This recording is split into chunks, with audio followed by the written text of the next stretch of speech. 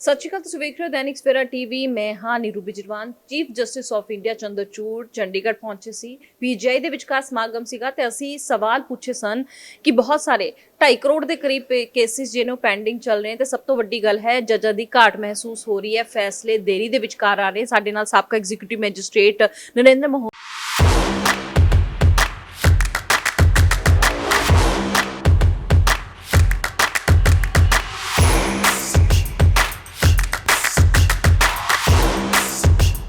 रंगला पंजाब च बनाना ਉਹਦੇ ਵਾਸਤੇ ਸਿਹਤਮੰਦ ਪੰਜਾਬ ਪਹਿਲਾਂ ਚਾਹੀਦਾ ਹੈ। 96 ਤੋਂ 97% ਲੋਕ ਜਿਹੜੇ ਨੇ ਉਹ ਮੁਹੱਲਾ ਕਲੀਨਿਕਾਂ ਚੋਂ ਠੀਕ ਹੋ ਕੇ ਘਰੇ ਵਾਪਸ ਚਲੇ ਜਾਂਦੇ ਨੇ। ਸਰਕਾਰੀ ਹਸਪਤਾਲਾਂ ਤੇ ਬਰਡਨ ਬਹੁਤ ਘਟ ਗਿਆ। ਮੁਹੱਲਾ ਕਲੀਨਿਕ ਜਿਹੜਾ ਬਣਿਆ ਹੋਇਆ ਉਹਦੀ ਬਿਲਡਿੰਗ ਬਹੁਤ ਅੱਛੀ ਬਣੀ ਹੋਈ ਹੈ। ਉੱਥੇ ਸਭ ਤਰ੍ਹਾਂ ਦੀਆਂ ਫੈਸਿਲਿਟੀਆਂ ਦਿੱਤੀਆਂ ਹੋਈਆਂ ਸਰਕਾਰ ਵੱਲੋਂ।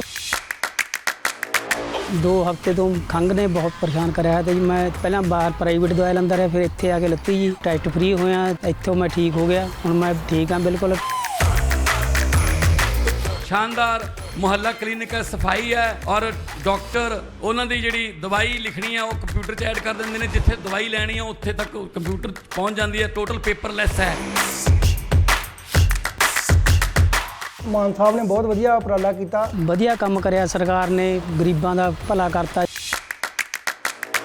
ਪੰਜਾਬੀ 'ਚ ਕਿਹਾ ਜਾਂਦਾ ਹੈ ਬਾਕੀ ਦੇ ਕੰਮ ਬਾਅਦ 'ਚ, ਪਹਿਲਾਂ ਸਿਹਤ ਜ਼ਰੂਰੀ ਹੈ। ਸੋ ਅਸੀਂ ਜਦੋਂ ਸਹੁੰ ਚੁੱਕੀ ਤਾਂ ਪਹਿਲੇ ਹੀ ਸਾਡਾ ਵਿਜ਼ਨ ਇਹ ਸੀਗਾ ਕਿ ਪੰਜਾਬ ਦੇ ਵਿੱਚ ਹੈਲਥ ਟੌਪ ਕਲਾਸ ਦਾ ਇਲਾਜ ਹੋਵੇ। ਸੋ ਇੱਕ ਮੈਡੀਕਲ ਹੱਬ ਦੇ ਰੂਪ ਦੇ ਵਿੱਚ ਅਸੀਂ ਸੋਚਿਆ ਔਰ ਮੈਂ ਕੋਈ ਆਸਾਨ ਨਹੀਂ ਕਰ ਰਿਹਾ ਤੁਹਾਡੇ ਤੇ, ਮੇਰਾ ਫਰਜ਼ ਹੈ ਜੀ ਇਹ।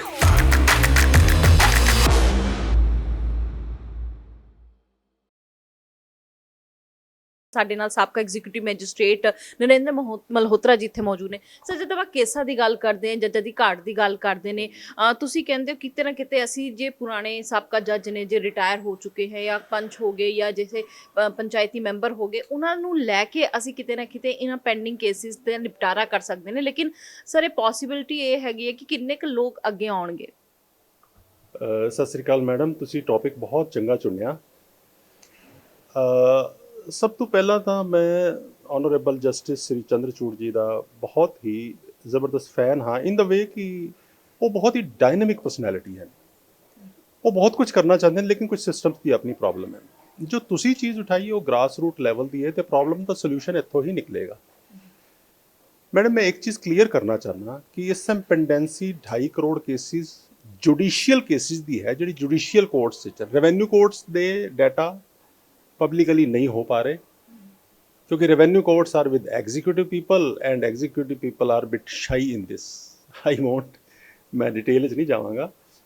टोटल केसिस 3 करोड़ तो ज़्यादा हैं तो मेरे हिसाब नाल इस नूं दूर करन दा इक्को तरीका है। जजिस की नियुक्ति वेलकम, 26,000 टोटल जजिस हैं, रिक्वायरमेंट बहुत ज़्यादा है। लेकिन अगर लोक अदालत के इंस्टीट्यूशन नूं strongly, logically, rationally, practically and technically आयोजन उन्हों का कराया जाए, ये समस्या हल हो सकती है।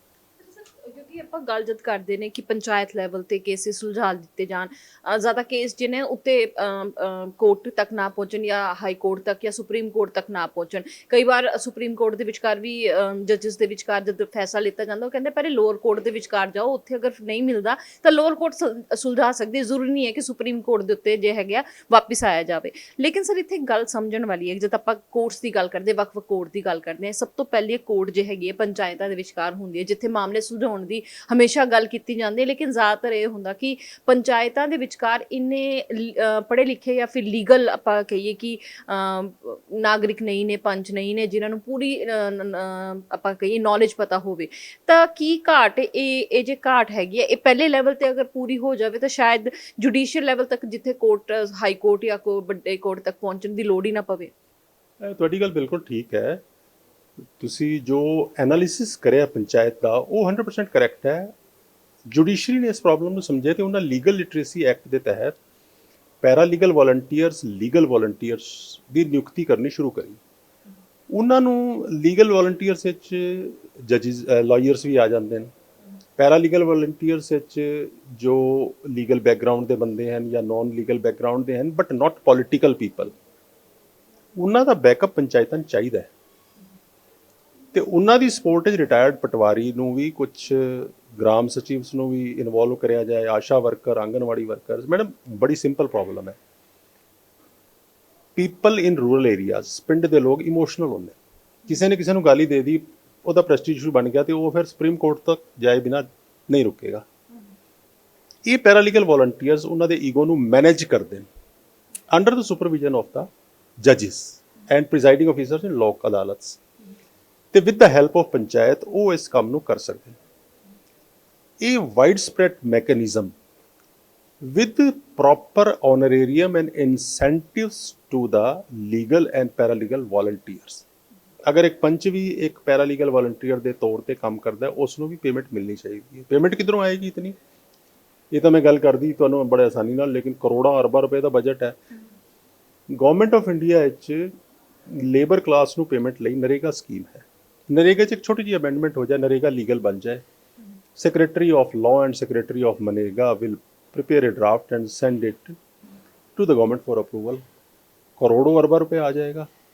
ਤੁਸੀਂ ਇੱਥੇ ਗੱਲ ਕੀਤੀ ਆਸ਼ਾ ਵਰਕਰਸ ਦੀ ਜਾਂ ਦੂਜੇ ਵਰਕਰਸ ਦੀ, ਜਦ ਆਪਾਂ ਇਹਨਾਂ ਵਰਕਰਸ ਦੀ ਗੱਲ ਕਰਦੇ ਹਾਂ, ਜ਼ਿਆਦਾ ਪੜ੍ਹੇ ਲਿਖੇ ਨਹੀਂ ਹੁੰਦੇ, ਤੁਸੀਂ ਕਿਹਾ ਕਿ ਆਪਾਂ ਪੈਰਾਲੀਗਲ ਐਡਵਾਈਜ਼ਰਸ ਜਾਂ ਫਿਰ ਵੋਲੰਟੀਅਰਸ ਤਿਆਰ ਕਰ ਸਕਦੇ ਨੇ, ਲੇਕਿਨ ਸਭ ਤੋਂ ਵੱਡੀ ਗੱਲ ਹੈ ਕਿ ਪੈਰਾਲੀਗਲ ਐਡਵਾਈਜ਼ਰ ਜਾਂ ਵੋਲੰਟੀਅਰਸ ਨੇ ਇਹ ਇਹਨਾਂ ਦੀ ਅਗਰ ਪਿਛੋਕੜ ਦੀ ਪੜ੍ਹਾਈ ਦੀ ਗੱਲ ਕੀਤੀ ਜਾਵੇ, ਕਿੰਨੇ ਪੜ੍ਹੇ ਲਿਖੇ ਹੋਣਗੇ? ਕਿਉਂਕਿ ਜਦ ਆਪਾਂ ਆਪਣੇ ਕੋਰਟ ਕਚਹਿਰੀਆਂ ਦੇ ਵਿਚਕਾਰ ਵੀ ਆਪਾਂ ਗੱਲ ਕਰਦੇ, ਬਹੁਤ ਸਾਰੇ ਜੂਨੀਅਰ ਲਾਇਰਸ ਵਕੀਲ ਹੁੰਦੇ ਨੇ ਜਿਨ੍ਹਾਂ ਨੂੰ ਇੰਨੀ ਪੇਮੈਂਟ ਨਹੀਂ ਮਿਲਦੀ, ਕਿਉਂਕਿ ਫਰਸਟ ਜਨਰੇਸ਼ਨ ਹੁੰਦੇ, ਸੈਕਿੰਡ ਥਰਡ ਜਨਰੇਸ਼ਨ ਆਉਣ ਤੱਕ ਕੇਸਿਸ ਆਉਣ ਲੱਗ ਪੈਂਦੇ, ਲੇਕਿਨ ਇਹਨਾਂ ਦੇ ਵਿਚਕਾਰ ਵੀ ਇਹਨਾਂ ਦੀ ਅਗਰ ਪੇਮੈਂਟ ਦੀ ਗੱਲ ਕੀਤੀ ਜਾਵੇ ਉਹ ਵੀ ਬਹੁਤ ਘੱਟ ਹੁੰਦੀ ਹੈ। ਤਾਂ ਕੀ ਆਪਾਂ ਜੇ ਇਹ ਛੋਟੇ ਲਾਇਰਸ ਨੇ, ਫਰਸਟ ਜਨਰੇਸ਼ਨ ਲਾਇਰਸ ਨੇ, ਇਹਨਾਂ ਨੂੰ ਵੀ ਕਿਤੇ ਨਾ ਕਿਤੇ ਆਪਾਂ ਕੰਮ ਦੇ ਸਕਦੇ ਨੇ? Exactly madam, this is the cure of the problem. Government NREGA scheme ਦੇ ਤਹਿਤ ਸਕਿਲਡ ਫੰਕਸ਼ਨਰੀਜ਼ ਨੂੰ, ਆਫੀਸ਼ੀਅਲਸ ਨੂੰ ਅੱਛੀ ਪੇਮੈਂਟ ਕਰਨ ਵਿੱਚ ਸક્ષਮ ਹੈ। ਇੱਕ ਕੰਪਰੋਮਾਈਜ਼ ਕੇਸ ਵਿੱਚ ਈਵਨ ਸਾਡੇ ਮੀਡੀਏਟਰਸ ਨੂੰ ਵੀ ਅੱਛੀ ਪੇਮੈਂਟ ਮਿਲ ਜਾਂਦੀ ਹੈ, 3500 3000। Similar is from MNREGA scheme, the payments will be made to such people. New generation lawyers ਜਿਨ੍ਹਾਂ ਦੇ ਹਾਲਾ ਕੰਮ ਨਹੀਂ ਜੰਮਿਆ ਉਹਨਾਂ ਦਾ, they are beginners, they are just having a start in their career, ਉਹ ਤਾਂ ਬਹੁਤ ਅੱਛੀ ਭੂਮਿਕਾ ਇਸ ਨਿਭਾ ਸਕਦੇ ਨੇ। ਤੇ ਜਿਹੜੀ ਤੁਸੀਂ ਗੱਲ ਕਰ ਰਹੇ ਹੋ ਕਿ ਇਤਨੀ ਆਸ਼ਾ ਵਰਕਰ, ਆਂਗਨਵਾੜੀ ਵਰਕਰ, ਪੰਚ, ਸਰਪੰਚ, ਉਹਨਾਂ ਦਾ ਐਜੂਕੇਸ਼ਨਲ ਲੈਵਲ ਨਹੀਂ ਹੈ, ਮੈਡਮ ਇੱਕ ਹੁੰਦਾ ਪੜ੍ਹਾ ਲਿਖਾ ਬੰਦਾ, ਇੱਕ ਹੁੰਦਾ ਖੜਾ ਲਿਖਾ। ਅਗਰ ਸੱਸ ਤੇ ਬਹੂ ਦੇ ਕਾਰਨ, ਲੜਾਈ ਦੇ ਕਾਰਨ ਡਾਈਵੋਰਸ ਹੋ ਰਿਹਾ ਹੈ, ਇਹ ਲੋਕ ਉਸ ਚਾਚੀ ਨੂੰ, ਤਾਈ ਨੂੰ ਆਪਣਾ ਬਣਾ ਕੇ, ਰਿਸਪੈਕਟ ਦੇ ਕੇ ਇਸ ਸਮੱਸਿਆ ਨੂੰ ਹੱਲ ਕਰ ਸਕਦੇ ਨੇ, ਜਿਹੜੇ ਇੰਗਲਿਸ਼ ਸਪੀਕਿੰਗ ਲਾਇਰਸ ਨਹੀਂ ਕਰ ਸਕਦੇ। ਪਿੰਡ ਦੇ ਲੋਕ, ਆਈ ਵਿਲ ਰਿਪੀਟ, ਕਿ ਇਮੋਸ਼ਨਲ ਹੁੰਦੇ ਨੇ, ਤੇ ਉਹਨਾਂ ਨੂੰ ਇਮੋਸ਼ਨਲੀ ਅਪਰੋਚ ਕਰਿਆ ਜਾਏ ਤਾਂ ਬਹੁਤ ਰਿਜ਼ਲਟ ਨਿਕਲਦੇ ਨੇ। ਅੱਛਾ, ਇਹ ਜੇ ਆਪਾਂ ਗੱਲ ਡਿਸਕਸ਼ਨ ਕਰ ਰਹੇ ਨੇ ਕਿ ਪੈਰਾ ਲੀਗਲ ਐਡਵਾਈਜ਼ਰ ਜਾਂ ਵੋਲੰਟੀਅਰ ਤਿਆਰ ਕਰਨੇ ਨੇ, ਜਦ ਆਪਾਂ ਗੱਲ ਕਰਦੇ ਨੇ ਖਾਕਾ ਤਿਆਰ ਕਿੰਨੇ ਕਰਨਾ, ਕੇਂਦਰ ਸਰਕਾਰ ਨੇ ਕਰਨਾ, ਸੂਬਾ ਸਰਕਾਰ ਨੇ ਕਰਨਾ, ਇਹ ਕਿਹਦੇ ਹੱਕ ਦੇ ਵਿਚਕਾਰ ਆਉਂਦਾ ਹੈ? ਕੌਣ ਇਸ ਦੀ ਸ਼ੁਰੂਆਤ ਕਰੇਗਾ? ਕਿਉਂਕਿ ਆਪਾਂ ਤਾਂ ਕਹਿੰਦੇ ਡਰਾਫਟ ਤਾਂ ਬਹੁਤ ਸਾਰੇ ਬਣ ਜਾਂਦੇ ਨੇ। ਅਗਰ BNS ਦੀ ਗੱਲ ਕੀਤੀ ਜਾਵੇ, ਚੇਂਜ ਹੋਇਆ, ਬਹੁਤ ਸਾਰੇ ਲੋਕਾਂ ਨੂੰ ਇਹ ਸੀਗਾ ਕਿ ਹੁਣ BNS ਆ ਗਿਆ, ਕਿਤੇ ਨਾ ਕਿਤੇ ਜਲਦੀ ਹੋ ਜਾਣਗੇ ਸਾਰੇ ਕੇਸਿਸ ਦਾ ਨਿਪਟਾਰੇ, ਜਲਦੀ ਹੋ ਜਾਣਗੇ, ਕਿਉਂਕਿ ਟਾਈਮ ਲਿਮਿਟ ਦਿੱਤਾ ਹੋਇਆ। ਉਸ ਦੇ ਵਿਚਕਾਰ ਪੁਲਿਸ ਦੀ ਭੂਮਿਕਾ ਦਾ ਵੀ ਉਹ ਕੀਤਾ ਗਿਆ, ਜੋੜਿਆ ਗਿਆ।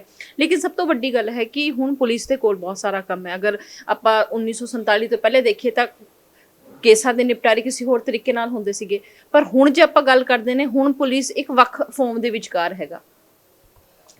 ਮੈਡਮ ਇੱਕ ਕੁਐਸਚਨ ਵਿੱਚ ਤੁਹਾਡੇ 3 ਪਾਰਟਸ ਹਨ, ਤਿੰਨੋਂ ਪਾਰਟਸ ਨੂੰ ਮੈਂ ਇੱਕ ਇੱਕ ਕਰਕੇ ਡੀਲ ਕਰਾਂਗਾ। ਇੱਕ ਤਾਂ ਤੁਸੀਂ ਪੁੱਛੇ ਕਿ ਕੀ ਇਹ ਐਡਮਿਨਿਸਟ੍ਰੇਟਿਵ ਲੈਵਲ ਤੇ ਸਮੱਸਿਆ ਦਾ ਹੱਲ ਹੈ, ਪੋਲੀਟੀਕਲ ਲੈਵਲ ਤੇ ਹੈ ਜਾਂ ਜੁਡੀਸ਼ੀਅਲ ਲੈਵਲ ਤੇ? ਇਸ ਦਾ ਹੱਲ ਹੈ ਐਗਜ਼ੀਕਿਊਟਿਵ, ਪੋਲੀਟੀਕਲ ਔਰ ਜੁਡੀਸ਼ੀਅਲ ਤਿੰਨੋਂ ਦੇ ਕੋਆਰਡੀਨੇਸ਼ਨ ਨਾਲ ਹੱਲ ਹੋਏਗਾ। ਜੋ ਨਵਾਂ ਐਕਟ ਆਇਆ ਨਾ, ਉਹਦੇ 'ਚ ਲਾਅ ਮਿਨਿਸਟਰ ਵੀ ਬੈਠੇ ਸੀਗੇ, ਲਾਅ ਸੈਕਟਰੀ ਵੀ ਬੈਠੇ ਸੀਗੇ, ਜੁਡੀਸ਼ੀਅਲ ਜੱਜਿਸ, ਜਸਟਿਸ ਸੀਨੀਅਰ ਲੈਵਲ ਉਹ ਵੀ ਬੈਠੇ ਸੀਗੇ, ਉਹਨਾਂ ਦੇ ਵਿੱਚ ਇੰਟਰੈਕਸ਼ਨ ਹੋਈ ਤੇ ਇਹ ਲਾਅ ਆਇਆ, ਬਹੁਤ ਅੱਛਾ ਹੈ। ਇਸ ਵਿੱਚ ਪ੍ਰੋਵੀਜ਼ਨ ਹੈ ਕਿ 1 ਸਾਲ ਤੁਸੀਂ ਇੱਕ ਕਿਸ ਦੀ ਡਿਸਪੋਜ਼ਲ ਕਰਨੀ ਹੈ, but I raise a question, infrastructure ਤਾਂ ਉਹੀ ਹੈ, ਇਨਫਰਾਸਟ੍ਰਕਚਰ ਤਾਂ ਥਰੂ ਆਊਟ ਉਹੀ ਜੱਜ ਹੈ। ਤੇ ਇੱਕ ਜੱਜ ਦੀ ਤੁਸੀਂ ਕੌਜ਼ ਲਿਸਟ ਲੋਅਰ ਕੋਰਟ 'ਚ ਦੇਖੋ ਤਾਂ ਕਮ ਤੋਂ ਕਮ ਉਸਨੇ ਇੱਕ ਦਿਨ ਵਿੱਚ 50-55 ਕੇਸ ਸੁਣਨੇ ਨੇ। ਉਹ ਵਿਚਾਰਾ, ਉਸ ਦੀ ਹਾਲਤ, ਜੁਡੀਸ਼ੀਅਲ ਅਫੀਸਰ ਔਰ ਰੈਵਨਿਊ ਅਫੀਸਰ ਦੀ ਹਾਲਤ ਉਹੀ ਹੈ ਕਿ ਤੁਸੀਂ ਦੇਖਦੇ ਹੋ ਨਾ ਕਿ ਇੱਕ ਛੋਟੀ ਜਿਹੀ ਕੀੜੀ ਹੁੰਦੀ ਹੈ ਤੇ ਵੱਡਾ ਦਾਣਾ ਕਣਕ ਦਾ ਉਠਾ ਕੇ ਜਾ ਰਹੀ ਹੈ ਤੇ ਪਿੱਛੇ ਛੁਪ ਜਾਂਦੀ ਹੈ। Similarly they are ਓਵਰਬਰਡਨ with the, ਉਹਨਾਂ ਦਾ ਬਰਡਨ ਫੀਲਡ ਫੰਕਸ਼ਨਰੀਜ਼ ਕੰਮ ਕਰਨਗੇ। ਦੂਜੀ ਇੱਕ ਤੁਸੀਂ ਗੱਲ ਬਹੁਤ ਅੱਛੀ ਕਰੀ ਕਿ ਆਜ਼ਾਦੀ ਤੋਂ ਪਹਿਲੇ ਪੁਲਿਸ, ਜੁਡੀਸ਼ੀਅਲ ਤੇ ਸਿਵਲ ਦਾ ਕੋਆਰਡੀਨੇਸ਼ਨ ਸੀਗਾ। I agree. ਆਜ਼ਾਦੀ ਤੋਂ ਪਹਿਲੇ DM, district magistrate or deputy commissioner or collector was the overall boss of criminal courts, that is judiciary, police and civil. ਆਜ਼ਾਦੀ ਤੋਂ ਬਾਅਦ ਤਿੰਨੋਂ ਵਿੰਗ ਸੈਪਰੇਟ ਹੋ ਗਏ ਤੇ ਦੇਸ਼ ਨੂੰ ਇਤਨਾ ਵੱਡਾ ਨੁਕਸਾਨ ਹੋ ਗਿਆ। ਇਸ ਟਾਈਮ ਤਿੰਨੋਂ ਵਿੰਗਸ ਸੈਪਰੇਟ ਵਾਟਰ ਟਾਈਟ ਕੰਪਾਰਟਮੈਂਟਸ ਵਿੱਚ ਕੰਮ ਕਰ ਰਹੇ। ਉਹਨਾਂ ਦਾ ਆਪਸ ਵਿੱਚ ਕੋਆਰਡੀਨੇਸ਼ਨ ਕੋਈ ਨਹੀਂ ਹੈ। ਅਗਰ ਇੱਕ district level coordination committee under the instructions of High Court in consultation with the Chief Justice, Chief Secretary of a state and political boss, very simple, Chief Judicial Magistrate एक member हो गया from judiciary side, City Magistrate दूसरा member हो गया from civil side and DSP हो गया तीसरा member.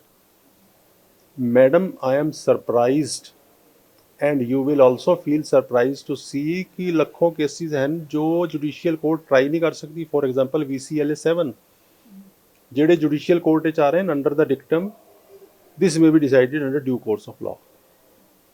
ਇਹ ਕੋਆਰਡੀਨੇਸ਼ਨ ਕਮੇਟੀ ਬੈਠ ਕੇ ਪਹਿਲੇ ਤਾਂ ਇਹਨਾਂ ਨੂੰ ਸੌਰਟ ਆਊਟ ਕਰੇਗੀ ਕਿ ਜਿਹੜੇ ਕੇਸਿਸ ਰੈਵਨਿਊ ਕੋਰਟ ਨੂੰ ਟਰਾਈ ਕਰਨੇ ਨੇ ਉਹ ਡ੍ਰੌਪ ਆਊਟ ਕਰੇ ਜਾਣ, ਉਹ ਸੌਰਟ ਆਊਟ ਕਰੇ ਜਾਣ। ਲੱਖਾਂ ਕੇਸਿਸ ਤਾਂ ਉਸੇ ਹੀ ਕੰਮ ਹੋ ਜਾਣਗੇ।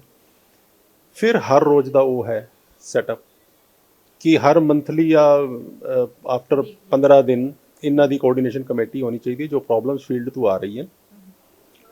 ਤੇ ਮੈਡਮ ਲੋਕ ਅਦਾਲਤ 24/7 ਫੀਚਰ ਹੋਣਾ ਚਾਹੀਦਾ ਹੈ with pre organisation preparation and post organisation of the event follow up. ਇਸ ਟਾਈਮ ਕੋਈ ਮੈਡਮ ਕੋਈ ਹਿਸਟਰੀ ਕੇਸ ਹਿਸਟਰੀ ਨਹੀਂ ਤਿਆਰ ਹੋ ਗਈ। ਰਾਮ ਐਂਡ ਸ਼ਾਮ ਲੜ ਰਹੇ ਸੀਗੇ, ਆਏ ਕੰਪਰੋਮਾਈਜ਼ ਹੁੰਦਾ ਤੁਹਾਡਾ ਠੀਕ ਹੈ, ਉਸ ਤੋਂ ਬਾਅਦ ਕੋਈ ਨਹੀਂ ਹੈ। ਕੋਈ ਉਹਨਾਂ ਦੀ ਕੇਸ ਹਿਸਟਰੀ ਤੁਹਾਡਾ ਸਟਾਫ ਤਿਆਰ ਕਰੇਗਾ ਤੇ ਪੈਰਾਲੀਗਲ ਵਾਲੰਟੀਅਰਸ ਨੂੰ ਦਿਓ, ਉਹ ਜਾ ਕੇ ਕੰਪਰੋਮਾਈਜ਼ ਕਰਾਉਣਗੇ, ਕਿਸੇ ਦੇ ਪੈਰਾਂ ਨੂੰ ਹੱਥ ਲਾਣਗੇ, ਕਿਸੇ ਦੀ ਦਾੜੀ ਨੂੰ ਹੱਥ ਲਾਣਗੇ, ਹੱਥ ਜੋੜਨਗੇ, ਪੈਰਾਂ ਨੂੰ ਪੈਣਗੇ। सोसाइटी काम करेगी, पॉलिटिकल पीपल काम करनगे, MPs will contribute to them, spiritual leaders ਜਿਹੜੇ ਜਿਨ੍ਹਾਂ ਦਾ ਉਸ ਏਰੀਆ 'ਚ ਪ੍ਰਭਾਵ ਹੈ ਉਹਨਾਂ ਦੀ ਪਾਰਟਿਸਿਪੇਸ਼ਨ ਇਨਸ਼ੋਰ ਕਰੋ। ਸਿੰਗਲ ਤੁਸੀਂ ਸੋਚਦੇ ਹੋ ਕਿ judicial wing will reduce the burden of courts, never madam, the problem is coming from police and executive। ਤੇ ਤੁਸੀਂ ਕੀ ਸੋਚਦੇ ਹੋ ਜਿਹੜਾ SHO ਹੈ ਉਹ ਸਲੂਟ ਮਾਰਦਾ ਬਹੁਤ ਅੱਛਾ ਜੁਡੀਸ਼ੀਅਲ ਮੈਜਿਸਟ੍ਰੇਟ ਨੂੰ, ਲੇਕਿਨ ਵਿਚਾਰਾ ਪੋਲੀਟੀਸ਼ੀਅਨ ਦੇ ਹੱਥੇ ਫਸਿਆ ਹੋਇਆ। ਪੁਲਿਸ ਦੀ ਤੁਸੀਂ ਜੋ ਗੱਲ ਕਰੀ ਉਹ ਇੱਕ ਵੈਲਿਡ ਪੁਆਇੰਟ ਹੈ ਮੈਡਮ। ਹਰ ਡਿਸਟ੍ਰਿਕਟ ਵਿੱਚ ਇੱਕ SP ਦੇ ਥੱਲੇ 300 ਤੋਂ 400 police constables including ASI, SI, DSPs, inspector et cetera ਕੰਮ ਕਰਦੇ ਨੇ ਤੇ ਪੁਲਿਸ ਲਾਈਨ 'ਚ ਖਾਲੀ ਪਏ depending upon the size of the district. ਛੋਟੇ ਡਿਸਟ੍ਰਿਕਟ ਵਿੱਚ ਥੋੜਾ ਕੰਮ ਹੋ ਸਕਦਾ, ਵੱਡੇ ਡਿਸਟ੍ਰਿਕਟ ਵਿੱਚ 500-600 ਹੋ ਸਕਦੇ ਨੇ।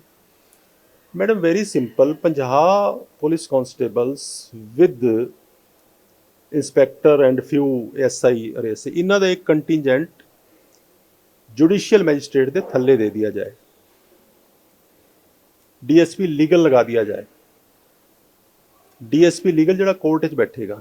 ਇਸ ਟਾਈਮ ਇੱਕ ਫੈਸਲਾ ਹੋ ਗਿਆ ਕਬਜ਼ਾ ਲੈਣਾ, ਉਹ 6 ਮਹੀਨੇ ਤੱਕ ਫੈਸਲਾ ਹੀ ਨਹੀਂ ਕਾਬੂ ਆਉਂਦਾ ਕਿਉਂਕਿ SHO ਨੂੰ ਫੁਰਸਤ ਹੀ ਨਹੀਂ ਹੈ ਪੋਲੀਟੀਕਲ ਬੌਸਿਸ ਤੋਂ ਤੇ ਆਪਣੇ ਸੀਨੀਅਰਸ ਤੋਂ। ਉਹ ਪੁਲਿਸ ਦਾ ਕੰਟੀਨਜੈਂਟ ਸੈਪਰੇਟਲੀ ਜੁਡੀਸ਼ੀਅਲ CGM ਦੇ ਥੱਲੇ ਹੋਏਗਾ। ਇੱਧਰ ਫੈਸਲਾ ਆਇਆ 24 ਘੰਟੇ 'ਚ ਉਸਦੀ ਟੀਮ DSP ਨੂੰ ਭੇਜ ਕੇ ਤੇ ਉਸ ਦਾ ਕਬਜ਼ਾ ਲੈ ਲੇਗੀ। ਇਸ ਟਾਈਮ ਹਾਲ ਹੈ ਵਿਚਾਰੇ ਲੱਖਾਂ ਕੋਸ਼ਿਸ਼ ਦਾ ਐਗਜ਼ੀਕਿਊਸ਼ਨ ਲਈ ਪਏ ਇਤਨੀ ਦੇਰ 'ਚ ਸਟੇ ਲੈ ਆਉਂਦੇ ਸੁਪੀਰੀਅਰ ਕੋਰਟ ਤੋਂ। ਕਿਤੇ ਨਾ ਕਿਤੇ ਤੁਹਾਡਾ ਬੋਲਣ ਦਾ ਭਾਵ ਇਹ ਹੈ ਕਿ ਸਾਰਿਆਂ ਨੂੰ ਮਿਲ ਕੇ ਕੰਮ ਕਰਨਾ ਪਏਗਾ। ਕੋਆਰਡੀਨੇਸ਼ਨ, ਸਾਮੰਜस्य, ਤਾਲਮੇਲ। ਇੰਜ ਨਹੀਂ ਹੈ ਕਿ ਤੁਸੀਂ ਇੱਕ ਦੂਜੇ ਤਰਫ ਪੀਠ ਕਰਕੇ बैठे हो कि जी मैं तो डिस्ट्रिक्ट का पुलिस चीफ हूँ, मैं डिस्ट्रिक्ट का सिविल का चीफ हूँ और मैं जुडिशियल चीफ हूँ। No madam, no. परिवार के जितने बंदे हैं, पिता है, पुत्र है, बहू है, सब अपना कोई रसोई संभाल लिया, कोई बिजनेस संभाल लिया, कोई कुछ संभाल लिया। Similarly is our setup. ਸਾਡੇ ਨਾਲ ਸਾਬਕਾ ਐਗਜ਼ੀਕਿਊਟਿਵ ਮੈਜਿਸਟ੍ਰੇਟ ਨਰਿੰਦਰ ਮਲਹੋਤਰਾ ਜੀ ਸੀਗੇ ਤੇ ਇਹਨਾਂ ਨਾਲ ਜਦ ਅਸੀਂ ਗੱਲਬਾਤ ਕੀਤੀ ਤਾਂ ਪਤਾ ਲੱਗਿਆ ਕਿ ਇਹਨਾਂ ਦਾ ਕਹਿਣਾ ਕਿ ਪੈਰਾ ਲੀਗਲ ਵਾਲੰਟੀਅਰਸ ਨੂੰ ਜਨਰੇਟ ਕਰਨਾ ਚਾਹੀਦਾ ਤੇ ਪੰਚਾਇਤ ਲੈਵਲ ਤੇ ਬਹੁਤ ਸਾਰੇ ਕੇਸਿਸ ਦਾ ਨਿਪਟਾਰਾ ਹੋ ਸਕਦਾ ਹੈ। ਕਮੇਟੀ ਬਣਾਈ ਜਾਏ, ਲੋਕ ਅਦਾਲਤ 24 ਘੰਟੇ ਚੱਲੇ। ਇਸ ਦੇ ਨਾਲ ਪਹਿਲਾਂ ਤੋਂ ਬਾਅਦ ਦੇ ਵਿਚਕਾਰ ਜੋ ਕੇਸਿਸ ਦਾ ਨਿਪਟਾਰਾ ਹੁੰਦਾ ਉਸ ਤੋਂ ਬਾਅਦ ਇੱਕ ਖਾਕਾ ਤਿਆਰ ਕੀਤਾ ਜਾਏ ਕਿੱਥੇ ਤੱਕ ਪਹੁੰਚਿਆ, ਕਿਉਂਕਿ ਸਾਰਿਆਂ ਨੂੰ ਇੱਥੇ ਬੈਠਣਾ ਪੜੇਗਾ। ਕਿਹੜਾ ਵੀ ਇਲਾਕਾ ਹੋਵੇ ਉੱਥੇ ਜੇ ਹੈ ਉਸ ਦਾ ਪ੍ਰਭਾਵ ਕਿਸ ਦਾ ਪੈ ਰਿਹਾ, ਭਾਵੇਂ ਸਪਿਰਿਚੁਅਲ ਹੋਵੇ ਜਾਂ ਫਿਰ ਆਪਾਂ ਕਰੀ ਸਾਈਕੋਲੋਜੀਕਲ ਲੈਵਲ, ਇਹਨਾਂ ਚੀਜ਼ਾਂ ਦੇ ਉੱਤੇ ਵੀ ਧਿਆਨ ਦੇਣਾ ਬਹੁਤ ਜ਼ਰੂਰੀ ਹੈ। ਬਹੁਤ ਸਾਰੇ ਕੇਸਿਸ ਘੱਟ ਹੋ ਸਕਦੇ, ਲੇਕਿਨ ਸਭ ਤੋਂ ਵੱਡੀ ਗੱਲ ਇਹ ਹੈਗੀ ਹੈ ਕਿ ਖਾਕਾ ਤਾਂ ਇੱਥੇ ਤਿਆਰ ਹੋ ਗਿਆ, ਲੇਕਿਨ ਇਹ ਖਾਕੇ ਨੂੰ ਪ੍ਰਵਾਨਗੀ ਕਿਸਨੇ ਦੇਣੀ ਹੈ? ਇਸ ਖਾਕੇ ਨੂੰ ਤਿਆਰ ਕਰਨ ਲਈ ਅੱਗੇ ਕੌਣ ਆਊਗਾ? ਕੀ ਸੂਬਾ ਸਰਕਾਰ ਆਊਗੀ, ਕਿ ਕੇਂਦਰ ਸਰਕਾਰ ਆਊਗੀ? ਲੇਕਿਨ ਸਭ ਤੋਂ ਵੱਡੀ ਗੱਲ ਹੈ ਲੋਕ ਪਰੇਸ਼ਾਨ ਨੇ, ਕਰੋੜਾਂ ਦੇ ਹਿਸਾਬ ਦੇ ਵਿਚਕਾਰ ਕੇਸ ਪਏ ਨੇ ਔਰ ਸਾਰੇ ਆਪਣੇ ਫੈਸਲੇ ਦੇ ਉੱਤੇ ਨਿਗਾਹ ਟੇਕ ਕੇ ਬੈਠੇ ਨੇ ਕਿ ਸਾਡਾ फैसला कद आएगा। कैमरामैन गणेश के नाल नीरू बिजनवान, दैनिक सवेरा टीवी। देश दुनिया की हर खबर सबसे पहले देखने के लिए फॉलो करें Dainik Savera TV, YouTube, Facebook, Instagram, X और व्हाट्सएप चैनल पर।